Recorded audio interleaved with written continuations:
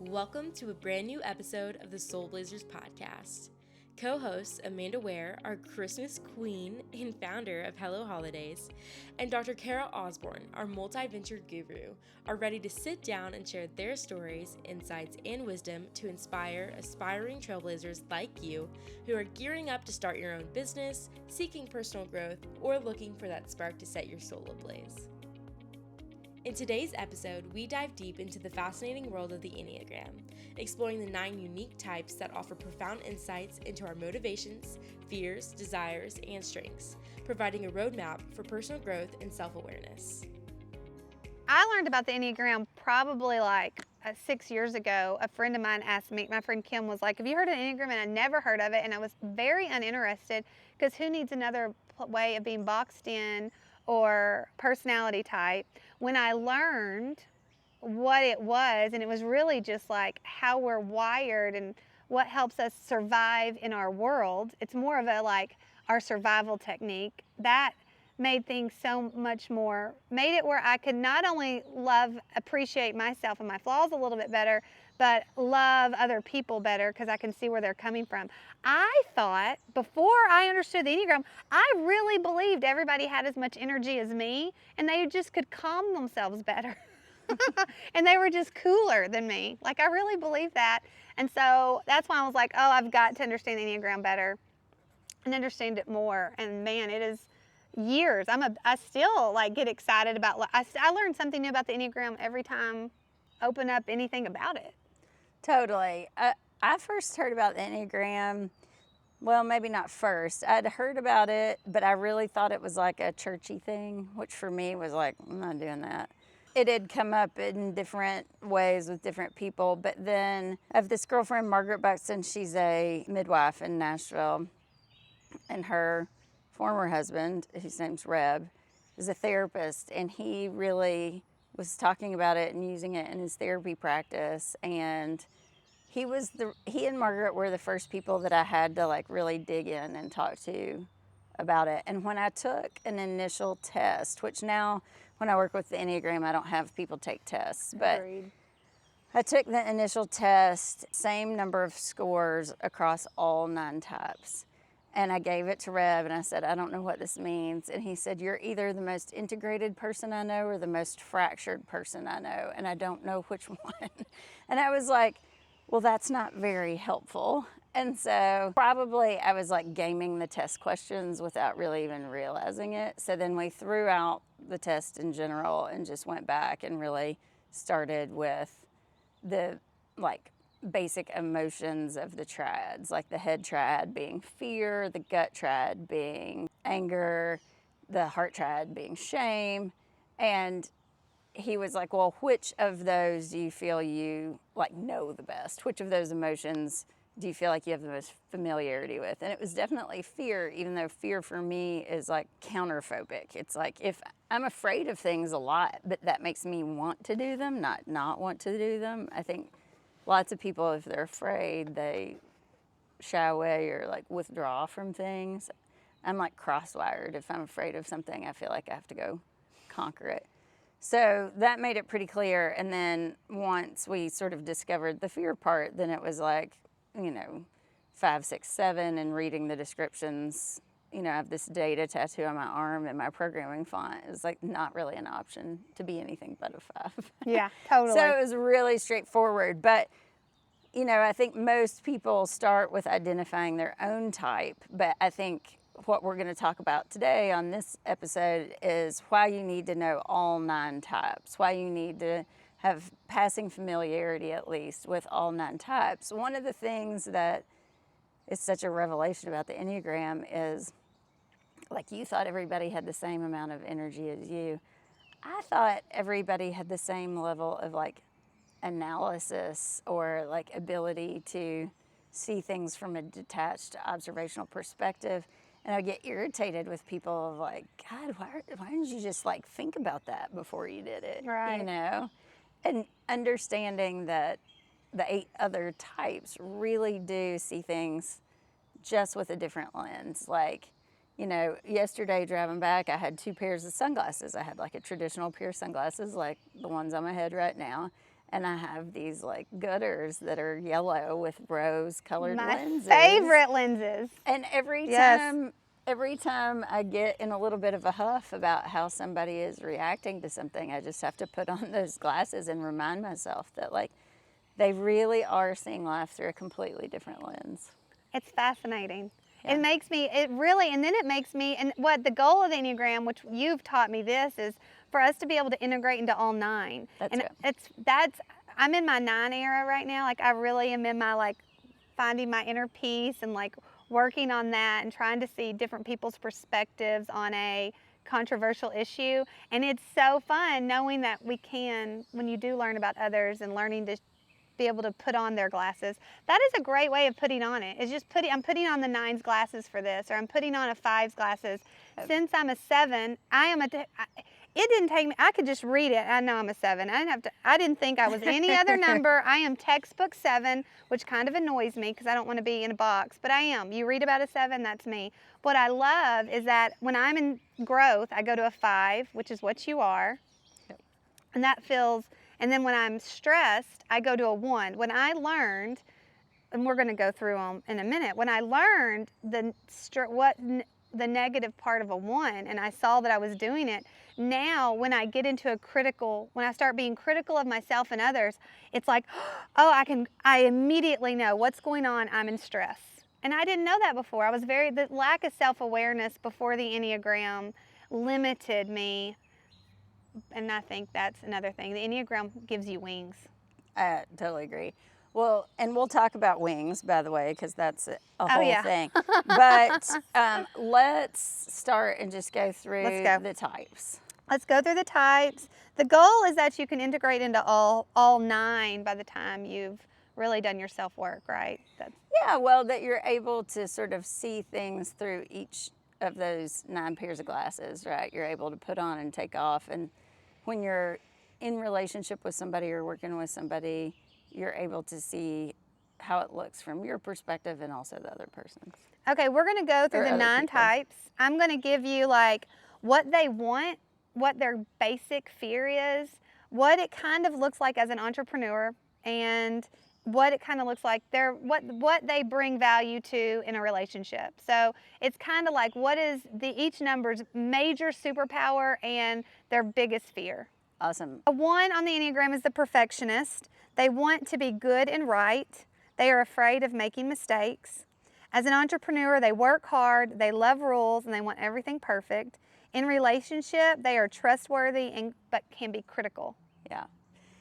Yeah, so I think that's a tough one, right? And many of us have this aspect of ourself that is an inner critic, but 1s have an inner critic that dominates their daily life. They have an ongoing conversation with an inner critic that is judging their every thought and every action. And it comes from a great place, as all the numbers do. It comes from a place of, if I can be perfect, then I can protect myself. And the truth is, of course, nobody can be perfect. And so at some point you have to figure out, well, that strategy has gotten you as far as it can, and what are other ways to be in the world. And, you know, especially with a 1, that can bleed over and be really hard for the people around them who don't understand, who feel personally attacked and don't understand that the 1 really is trying to make both themselves and the other person better and good. And they are the integrity of 1s is just like, I trust you. You know, I have my I don't trust you list. If you're a 1 on the Enneagram, I'm going to trust you. Okay, a 2 on the Enneagram is the helper, and they want to be loved and needed. They are afraid of not being wanted. As an entrepreneur, they help others. They focus on customers' happiness. In relationships, they're kind, supportive, but they do forget about themselves. Yeah, so 2s make the world go round in a lot of ways, right? 2s are the stereotypical mama bear, helper, protector of little kids. As a nurse and a midwife, most of my colleagues were 2s. 2s come from such a selfless place that they can run themselves ragged trying to take care of everybody around them. and often struggle with being able to put their own oxygen mask on first, taking care of themselves.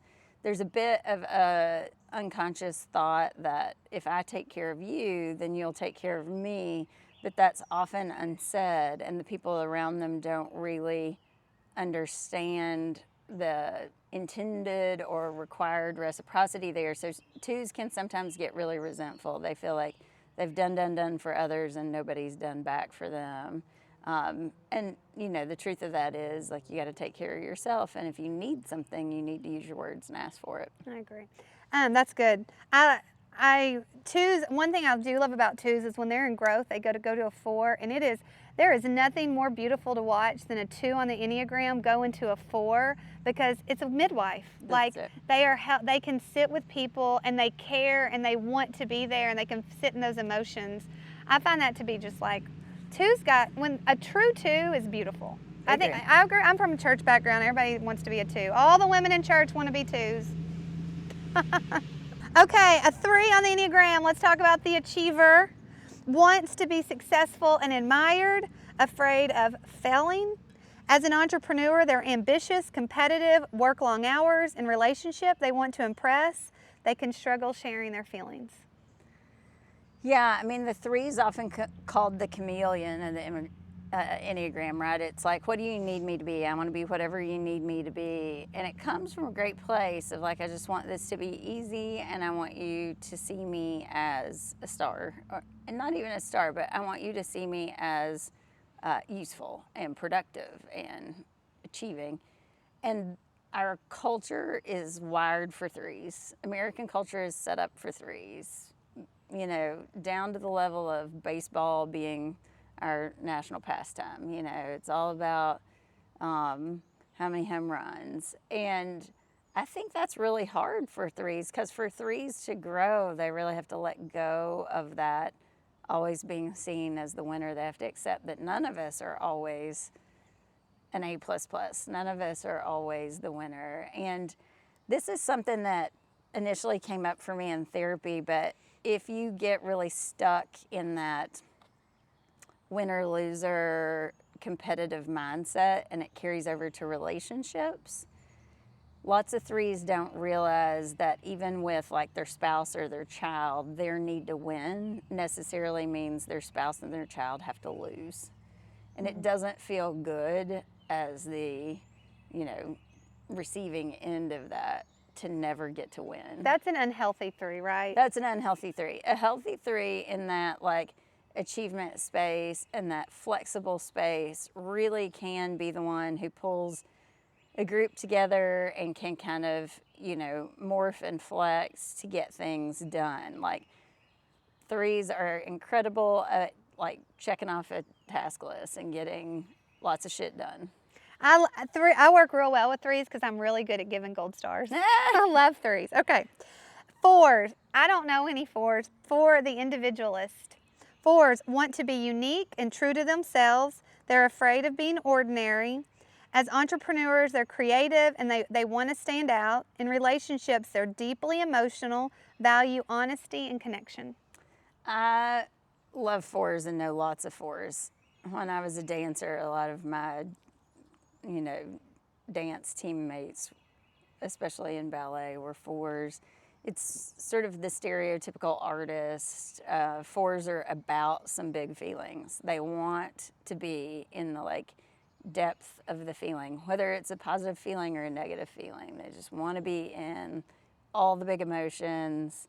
They want the drama. They want the expression. They don't understand why anybody else wouldn't. 4s are often people that everybody around them thinks they're like too much. Like 4s will typically say, everybody says I'm too much. I thought 4s were like Eeyores.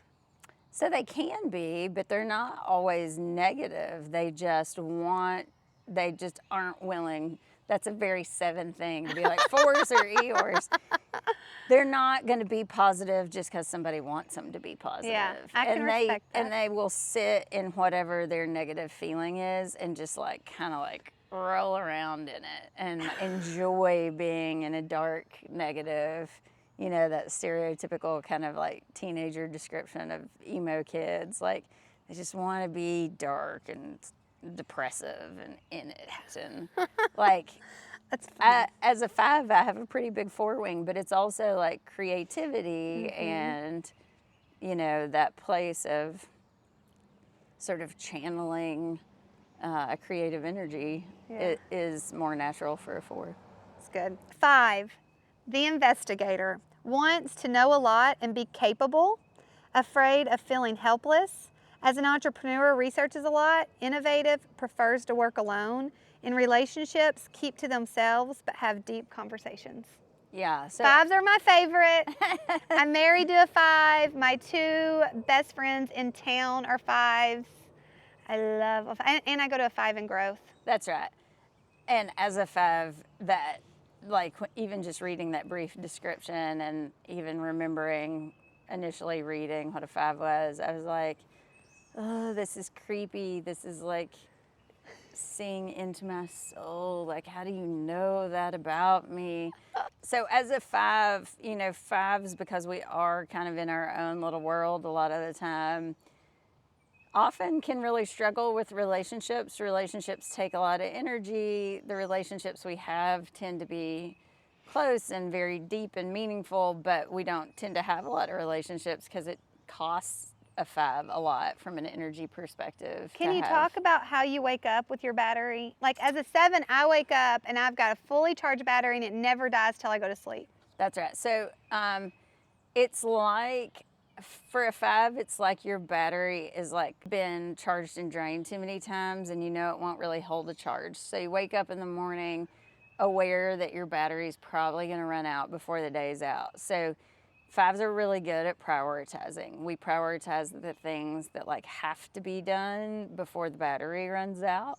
But that battery monitoring, or that concept of having a battery, it's not to say that that's not a real part of the experience, but it also is a bit of a handicap because I certainly will use it as a crutch. Like I'll choose not to go to things or do things because it's not even that my battery has run out, it's I'm afraid it might run out. And like, that's ridiculous. And I've had to learn to like outgrow that in some ways. But the idea that I'm going to run out of energy or just I'm going to run out of anything. 5s are somewhat prone to scarcity mindset of like, I only have so much of something and I'm going to hold on to what I have rather than seeking more or better. I'm just going to hold on to what I have and try not to lose it. Whereas like an 8, which we'll talk more about, is like, I'm going to collect everything I possibly can and like, you know, gather up every possible resource. A 5 is like, I don't need much and I've got what I need and I'm just going to hold on to it. It's good. Okay, 6, the loyalist. Wants to feel safe and secure, afraid of being abandoned. As an entrepreneur, reliable, values team, worries a lot. In relationships, they're very loyal but can be insecure. One of my very best friends, Kate Conliff, she was the COO at the Birth Center business, and I work with her on a different healthcare business now, is a 6, a very like kind of textbook 6, phobic 6, and she knows it. And she is the most loyal, will stick it through anything person I have ever known, and that is awesome, to her own detriment. She will outstay something's expiration date by a million years because she's so hopeful, and change feels scary, right? And if you're wired to prioritize safety first, the idea of changing something, it's like the evil you know is better than the unknown. So they're willing to sort of chronically, I don't mean this to sound as derogatory as it might, but chronically settle for what feels safe rather than sort of striving for potential like a 3 might.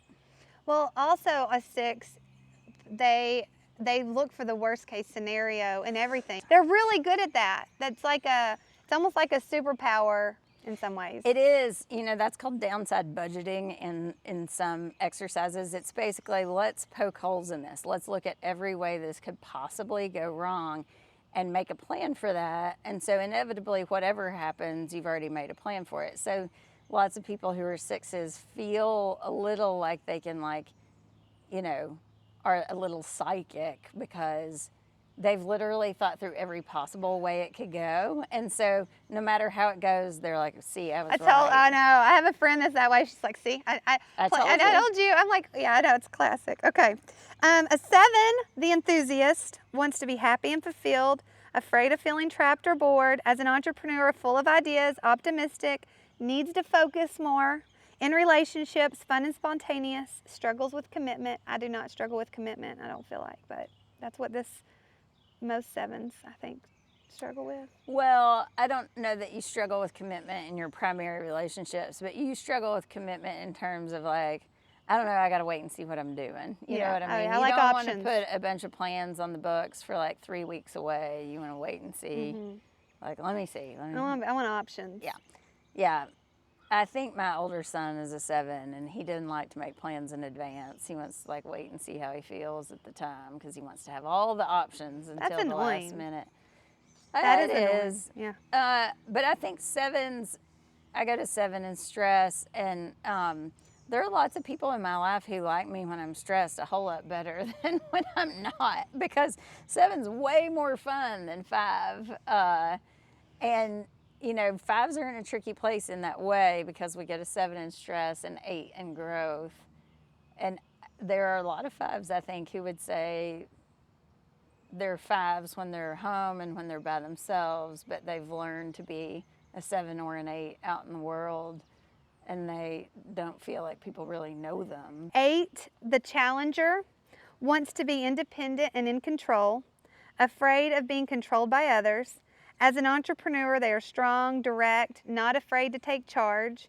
In relationships, protective and passionate, struggle to show a softer side. Yeah, I mean, I love 8s. I know a lot of 8s. I've worked with a lot of 8s. The world is hard for like a female 8. A male 8 is sort of the stereotypical entrepreneur that people think about when they think about somebody who like started something from scratch and gutted it out and made it all the way. That challenging, I'm going to fight the power kind of thing is much more well received in men than women. You know, a male 8 is, you know, strong and, you know, forceful, and most of the time people see female 8s as like, she's such a bitch, you know. And I think that's unfortunate because I think female 8s are the ones who will fight for social justice and like the rights of people who are younger or weaker or more vulnerable than them. Like, I think female 8s are actually the sort of mama bears of the world who can, you know, protect those who are less fortunate and in need. And in their need to, it's not so much that 8s really want to control everybody else, they just sure shit don't want anybody controlling them. Yeah. They do not want to be told what to do, but they are happy to tell everybody else what to do. I wing 8. I own it. Okay. And you go to 8 in growth. And growth. Yeah. 9, the peacemaker, wants to have peace and harmony, afraid of conflict and tension. As an entrepreneur, they're easygoing, struggles with decision making. In relationships, calm, accepting, avoids arguments, needs to speak up more. 9s are like the Benadryl cream of the Enneagram. They will make any itch you have go away because they just don't want there to be an itch. So 9s are, 9's primary strategy is to merge with whoever their, you know, primary contact in the situation is.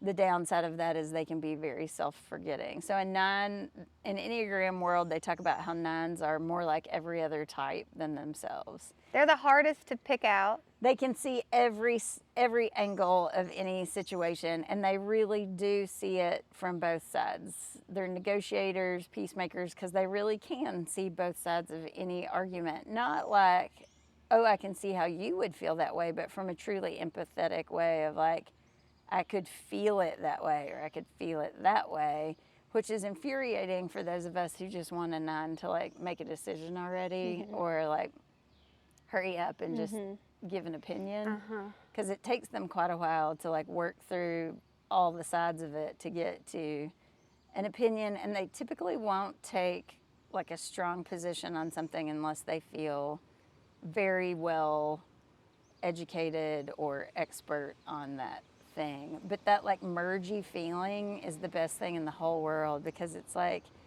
you know, hey, where do you want to go to dinner? Wherever you want to go. Right? Yeah, they Which are. is awesome. And the like just sort of best playmate of like, sure, whatever Yeah, you they want are to do. fun. Let's Everybody go. loves a 9. Everybody 9s loves a make the 9. best friends. Everybody loves a 9. Everybody loves a 9. But they do protect their peace a little too much for my 7ness. Yeah. So sometimes, you know, the only time a 9 will ever get real grouchy is if, you know, they're protecting their own peace. It's like they're on calm water and they don't want anybody to come along and make a wave and disturb their peace. And if you're doing that, even if you don't mean to, they can get quite snappy about that. Okay, those are the 9 types. Kara and I are not into the tests they have online, so just studying those 9 types or just reading about them and figuring out which one might hit a nerve or you feel the most exposed. And I would say don't be too worried about mistyping, even though mistyping can be a thing, especially for like 6s and 9s, or people who have 3s who have put on a mask that they're so attached to are often mistyped. So if a 3 really identifies as a helper, they might mistype as a 2. And it really comes down to like that underlying motivation. Like, are you being a helper because you want help in return, or are you being a helper because you want to get a gold star for helping? You know, Oh, good. like those deep, essential sort of fears or needs. And Suzanne Stabile does a great job. Richard Rohr does a great job about teaching lost childhood messages and what you needed to hear that you didn't in childhood. Like this, Beatrice Chestnut's book is like my, you know, sort of encyclopedia for the Enneagram. There are lots of good resources. So we're not going to go into all of that, but just know that don't be afraid to mistype, because even if you're mistyped, if you're working through that type, you're learning something you need to learn. Totally. People will get so worried that they might be mistyped, especially 6s will be so unsure of their own type that they won't say that they're a type. Yeah. You know, they won't attach to one. So usually if somebody's really, really, really struggling and like, I don't know, I could be a 2 or I could be a 4 or I could be a 7 or whatever, and they're not saying 6, they're usually a 6. Yeah, totally. But there is a little bit of like a resistance to 6s, and we'll talk about that. Figure out your type, come back. We're going to talk about mistypes. We're going to talk about where you go when you're healthy and when you're in growth, and we're going to talk about where you wing, and we're going to talk about, you know, how we are in relationships with the other numbers. And that's really important. The Enneagram has completely helped my marriage. Yeah. It helps your relationships. No one studies the Enneagram. I've never met anyone who was like, oh, the Enneagram made my life worse. No.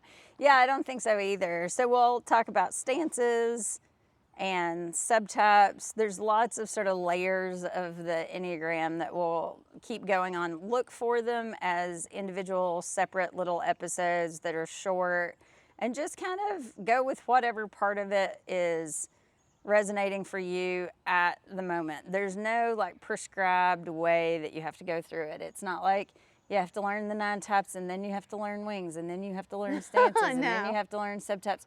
Just as things come up for you, hopefully we'll get it broken down into bits so that you can access those little bits when you want them. Yeah. Kara and I that's what we got. We became friends really fast because we could both speak Enneagram, and it almost like it was able to help us propel our relationship. Yeah, it's like hot wiring something, right? It's like when you have a shared language, you can get deeper faster and sort of not waste time trying to understand each other. You have this way of like quickly understanding where the other person's coming from. Yeah, it's great. Thank you so much for listening to another episode of the Soul Blazers podcast. Kara and Amanda, your soul blazing big sisters, are just laying the foundation for all of the amazing things to come. If you want to stay up to date on new episodes, be notified of any discounts, or get a glimpse of what we are working on behind the scenes, go to soulblazers.com and subscribe to our newsletter. Until next time, Soul Blazers!